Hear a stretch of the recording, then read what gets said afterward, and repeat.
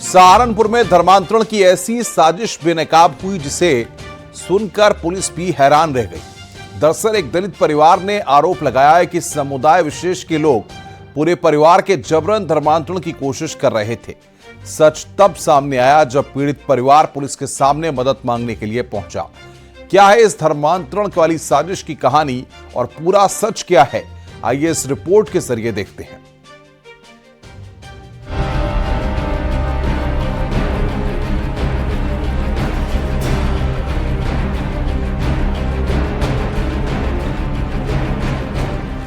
जमीन के लिए धर्मांतरण जिहाद, डराया धमकाया, इस्लाम अपनाने का दबाव बनाया।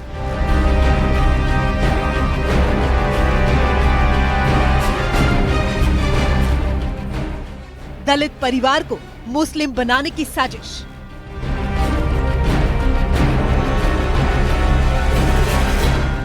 धर्मांतरण की ये सनसनीखेज खबर सहारनपुर से सामने आई है। यहाँ जो कुछ भी हुआ उसे सुन हिंदू संगठनों की त्योरी चढ़ गई। पुलिस का भी माथा ठनका हुआ है, क्योंकि एक दो लोग नहीं बल्कि पूरे परिवार की दबंगई के दम पर धर्म बदलवाने की साजिश रची जा रही थी। गंगो थाना क्षेत्र के कुंडाकला गांव में इकलौते हिंदू परिवार को धर्मांतर की लगातार धमकियां दी जा रही हैं। वहीं पुलिस ने मुस्तैदी दिखाते हुए 2 लोगों को गिरफ्तार कर जेल भेज दिया है। मामला सहारनपुर के गंगो थाना क्षेत्र का है। परिवार का आरोप है कि आसपास के दबंग मुस्लिम धमकी दे रहे हैं। इतना ही नहीं, उन्हें जबरन इस्लाम कबूल करने पर मजबूर किया जा रहा है। जैसे ही ये खबर सामने आई, पुलिस वाले भी दंग रह गए। फौरन पुलिस ने कार्रवाई करते हुए 2 लोगों को गिरफ्तार कर लिया है। विपक्षी ने उनका जो है धर्म परिवर्तन करने के लिए धमकी दी है। इनका जमीनी विवाद है और इसलिए इन पे ये धमकी भी मिली है। इस शिकायत पर जो है विपक्षी उनको हिरासत में लिया गया है और इसमें वादी की तहरीर पर मुकदमा दर्ज कर इसमें विधिक कार्रवाई की जाएगी। दरअसल कुंडाकला गांव में साधु राम का इकलौता हिंदू परिवार रहता है। साधु राम ने पुलिस को बताया कि वो 1967 से ढलावली कस्बे में रह रहा है। अपने गांव से इसीलिए यहाँ आया था क्योंकि वहाँ बाढ़ आ गई थी।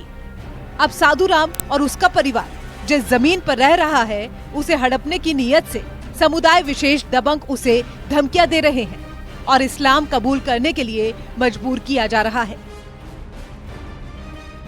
पीड़ित परिवार का कहना है कि समुदाय विशेष के दबंगों की वजह से उसके बाकी परिवारजन पहले से ही घर छोड़कर अलग अलग शहरों में जा बसे हैं। सवाल ये है कि किसकी शह पर आखिर इतने बड़े पैमाने पर धर्मांतरण की साजिश रची जा रही थी? किसके इशारे पर जमीन के बदले इस्लाम कबूल करने का दबाव बनाया जा रहा था? इन सभी सवालों के जवाब अब पुलिस तलाश रही है। इसमें जो है इनका जमीनी विवाद है और इसमें राजस्व की टीम के द्वारा भी पूर्व में जांच की है। इसमें जो है प्रार्थी द्वारा शिकायत की है कि विपक्षी ने उन्हें धर्म परिवर्तन की धमकी दी गई है और इस संबंध में प्रार्थी से विपक्षी को हिरासत में लिया गया और प्रार्थी से जो भी तहरीर वो देंगे उस संबंध में मुकदमा दर्ज कर इसमें विधिक कार्रवाई की। घटना सामने आने के बाद से पुलिस एक्टिव है। अब तक 2 आरोपियों की गिरफ्तारी की जा चुकी है। पुलिस ने हिंदू परिवार को सुरक्षा का भरोसा दिया है। साथ ही दावा किया जा रहा है कि जल्द ही धर्मांतरण के दूसरे आरोपी भी सलाखों के पीछे होंगे। Bureau report, news 18।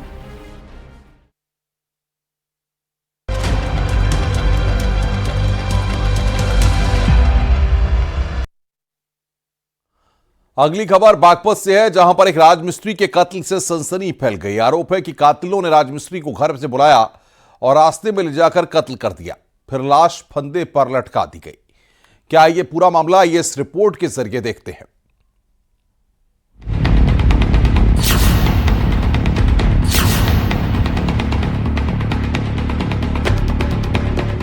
घर में बुलाया, मौत की नींद सुलाया।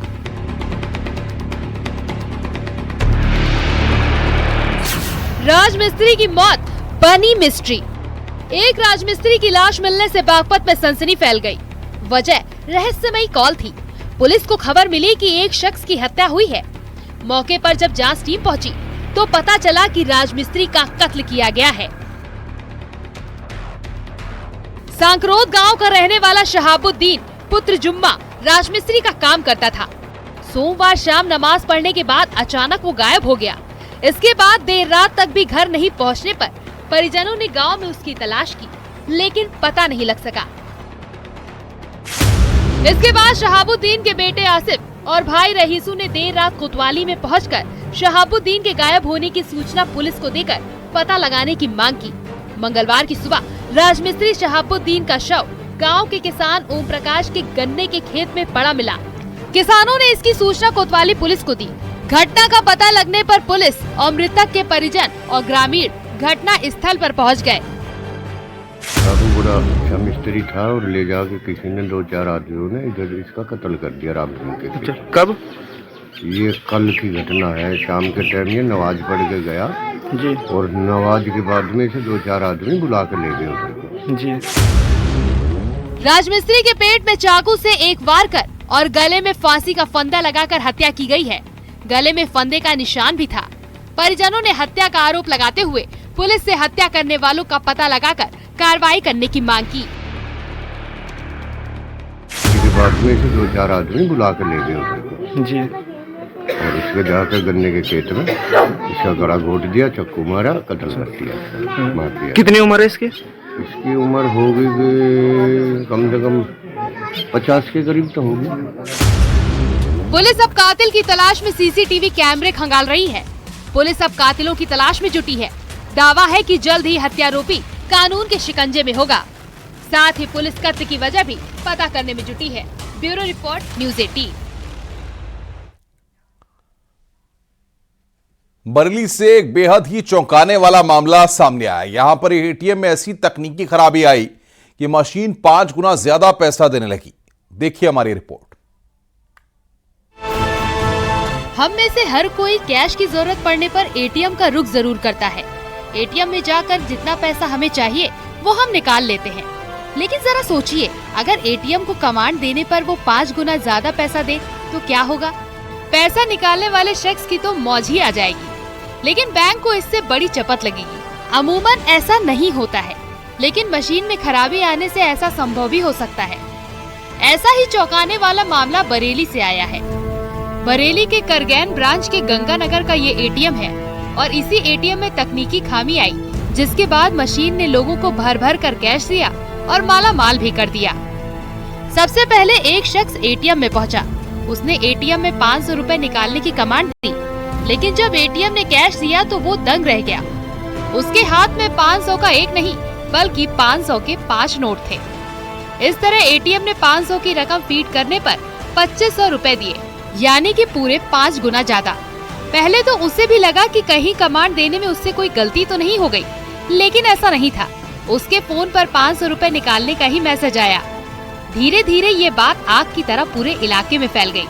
लोग अपना सारा काम छोड़कर एटीएम की तरफ भागने लगे।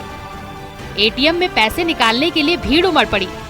बताया जा रहा है कि 3 दिनों तक एटीएम इसी तरह 5 गुना ज्यादा कैश उगलता रहा। ये सिलसिला 24 से 26 जनवरी के 20 तक चला। 3,90,000 ज्यादा कैश निकालने की बात भी सामने आई है। बाद में किसी शख्स ने इसकी सूचना मेन ब्रांच को दी, जिसके बाद एटीएम को बंद करवाया गया।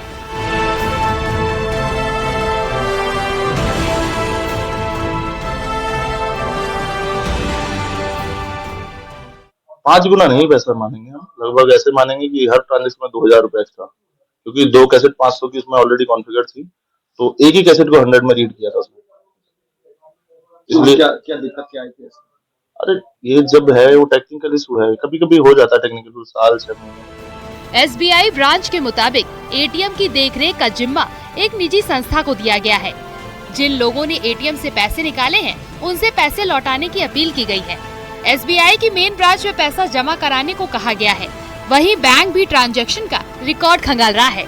बरेली से न्यूज़ 18 के लिए चितरंजन सिंह की रिपोर्ट।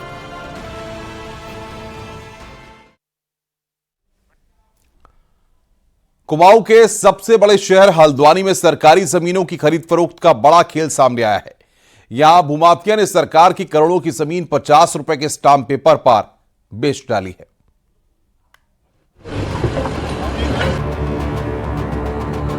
वही बात है, तो यहाँ तो बने आदमी बोलेंगे तुम्हारे पैसे मिल रहे हैं, इतनी दीवार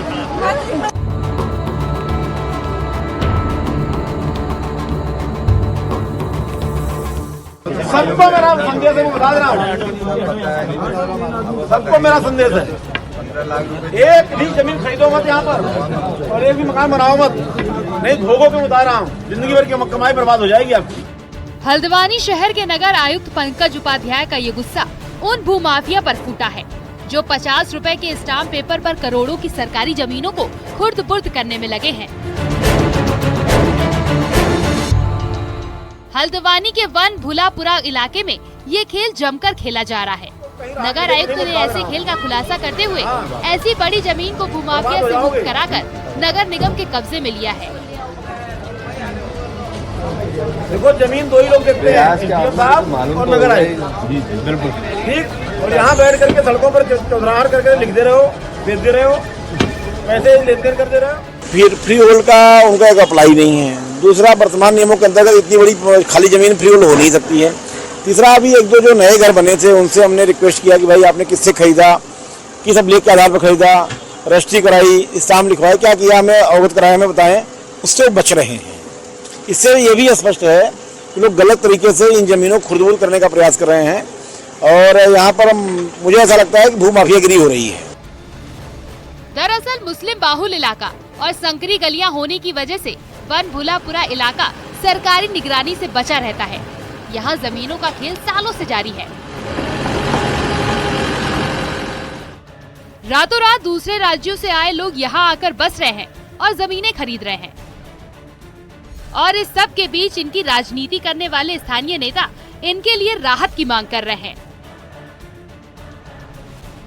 सीएम धामी जी से भी जो है निवेदन करूंगा कि एक नुजुल जो है नुजुल योजना लागू करके जो है फ्री होल्ड करने की कार्रवाई की जाए, जिससे कि लोगों को राहत मिल सके। उजाड़ने का काम बंद करके जो है बसाने का काम किया जाए तो ये नीति आपकी काफ़ी मुफीद आपके हक में भी होगी और लोग भी देखेंगे कि हमारे यहाँ का मुखिया हमारे लिए बेहतर काम कर रहा है। स्थानीय नेताओं की अपनी राजनीति है। वोट बैंक की राजनीति की खातिर इनके मुंह पर ताले लटके हुए हैं और यही बंद ताले भूमाफिया के फलने फूलने के लिए मुफीद माहौल तैयार कर रहे हैं। और इसी पर धामी सरकार का ये बुलडोजर अब गरज रहा है। हल्द्वानी से न्यूज़ 18 के लिए शैलेंद्र नेगी की रिपोर्ट। ये पैसा वापस होगा, मोबाइल नंबर वगैरह है आपके पास? गाजियाबाद के थाना सिहानी गेट पुलिस ने हत्या का खुलासा करते हुए हत्यारे को पकड़ लिया। 29 जनवरी को गायब हुई 37 साल की महिला सत्ता की हत्या हो गई थी। पुलिस ने इस आरोप में अरुण कुमार को गिरफ्तार किया है। अरुण और सत्ता 2 सालों से रिलेशनशिप में थे, लेकिन अरुण की शादी हो जाने के बाद महिला उसे बीवी से मिलने से मना करती थी, इसलिए अरुण ने महिला की गला दबाकर हत्या कर दी। अरुण की निशानदेही पर पुलिस ने महिला का शव बरामद कर लिया है। घटना में इस्तेमाल गाड़ी भी बरामद हो गई है। अरुण और राजवीर के बीच में आपस में इससे कुछ झगड़ा हुआ और उसके बाद अरुण ने सत्ता को ले जा करके उसकी हत्या कर दी और जब इसको सख्ती से पूछताछ की गई तो इसने अपना जुर्म कबूल किया अरुण ने, और अरुण की निशानदेही पर सत्ता और संजना की डेड बॉडी बरामद की है। मुजफ्फरनगर में नगर पालिका ने अपनी बोर्ड मीटिंग में बंदर पकड़ो अभियान का टेंडर पास किया है। इस टेंडर के तहत आगरा की एक फर्म को ठेका दिया गया है। पकड़े गए प्रति बंदर के हिसाब से 510 रुपए का भुगतान भी नगर पालिका इस फर्म को करेगी।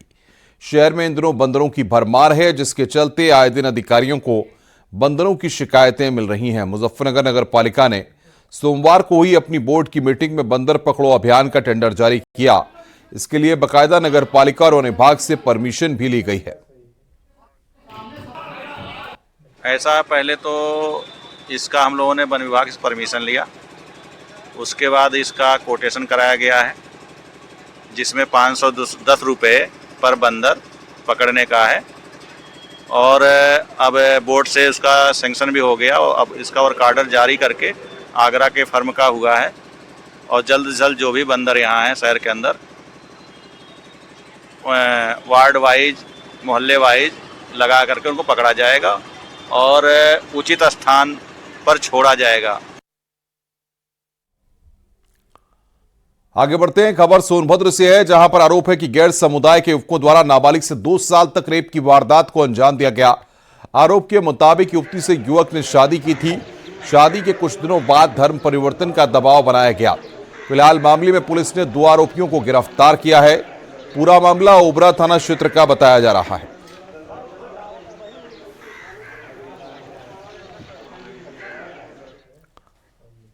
रुक रहे हैं यहां पर एक ब्रेक के लिए। खबरों का सिलसिला लगातार जारी है।